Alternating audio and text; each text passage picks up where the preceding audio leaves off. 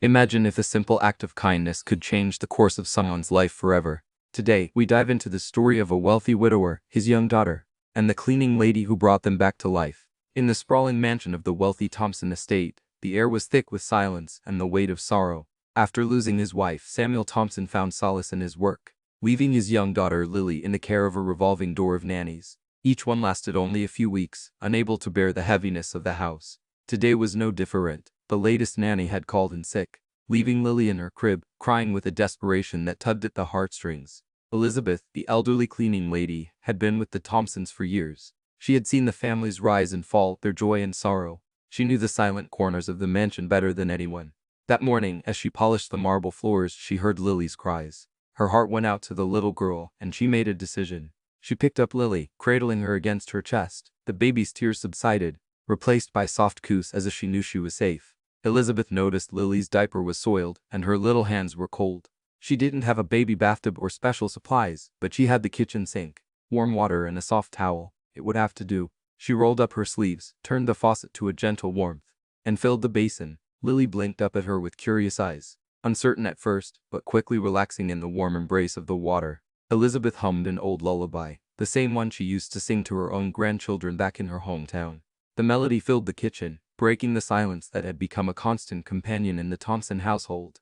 Meanwhile, Samuel returned home early from a meeting, frustrated and seeking solace in his daughter's presence. He walked down the hallway, his footsteps muffled by the thick carpet, and stopped at the kitchen doorway. He saw Elizabeth, her dark hair neatly tied back, her hands gentle and sure as she bathed Lily. The sight was so ordinary, yet so profound. It was a moment of pure, unfiltered love. Lily's giggles filled the air, a sound Samuel hadn't heard in what felt like an eternity. He stood there, frozen, watching as Elizabeth rinsed Lily's hair, her voice soft and comforting. "There you go, little one, warm and safe," she murmured. Samuel felt something stir inside him, a warmth that had been long dormant.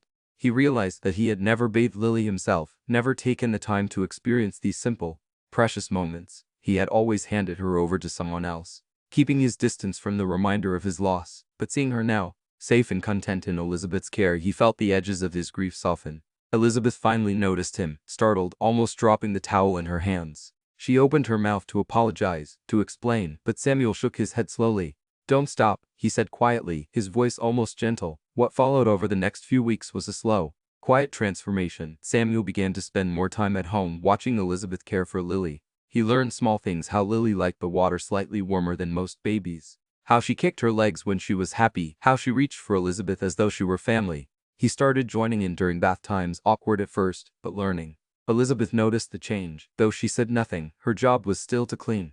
But she understood that sometimes the most important work in a house wasn't in the job description. Behind Elizabeth's calm smile, though, was a life of hardship. She had left her own country to escape poverty, sending every penny she earned back home to support her ailing mother. She had lost her husband years ago, and her children lived far away. But she carried herself with quiet dignity. Samuel learned bits of her story in fragments, each piece deepening his respect for her. He began to see her not as the cleaning lady, but as a woman of remarkable strength. One stormy evening, Lily fell ill. A fever crept up fast, and Samuel found himself pacing the living room, panic rising. Elizabeth was the one who kept her head, cooling Lily's forehead with damp cloths. Humming that same lullaby, she stayed by Lily's side through the night until the fever broke. Never once asking for rest, Samuel sat in the doorway, watching her rock his daughter in the dim light, realizing he owed her more than he could ever say. From that day on, Elizabeth was no longer just an employee in Samuel's eyes. She was family. He insisted she take a better salary, better living conditions, and even offered to support her family back home. Elizabeth resisted at first, but Samuel told her it wasn't charity. It was gratitude. And so, in the very kitchen where he had first walked in to find her bathing Lily in the sink, Samuel found himself one afternoon, years later, helping his now toddler daughter pour cups of water into the same basin, laughing alongside Elizabeth. The house was no longer silent. It was filled with warmth, the kind that came not from chandeliers or marble floors, but from people who cared for each other.